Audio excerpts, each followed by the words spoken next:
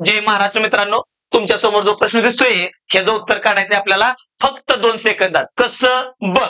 दाद्या काय केलंय तुला ही एवढी सगळी माहिती दिली आणि ए आणि बी चं गुणोत्तर विचारलंय आणि ते आपण काढणार कसं डोळ्यानं. बघ दाद्या काय करायचं लय सोपं आहे. फक्त एकदा ह्या दोघांची बेरीज कर. 7 आणि 4 11 ते वर लिहायची आणि आता ज्यांची बेरीज केली त्यांचीच वजाबाकी आहे. मग आता 7 मधनं 4 गेलं किती राहतंय 3 आणि हे असं गपदिशनं उत्तर येणार. पुढं सेम क्वेश्चन काय करणार यम आणि यांचं गुणोत्तर विचारलंय. परत दाद्या एकदा दोघांची बेरीज कर. 11 आणि 5 16 आणि छेदामध्ये यांचीच वजाबाकी कर. 11 मधनं 5 गेलं किती येतंय 6. कटत असं तर कापायचंय भावा. मग काप. बे 8 आणि बे त्रिक हे आलं माझं.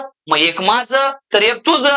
जे काय उत्तर येणार मित्रा कमेंट बॉक्स मध्ये फेकून दे. आवडलं तर लाईक कर, शेअर कर आणि आपल्या चॅनलवर नवीन असशील तर फॉलो कर. धन्यवाद. जय महाराष्ट्र.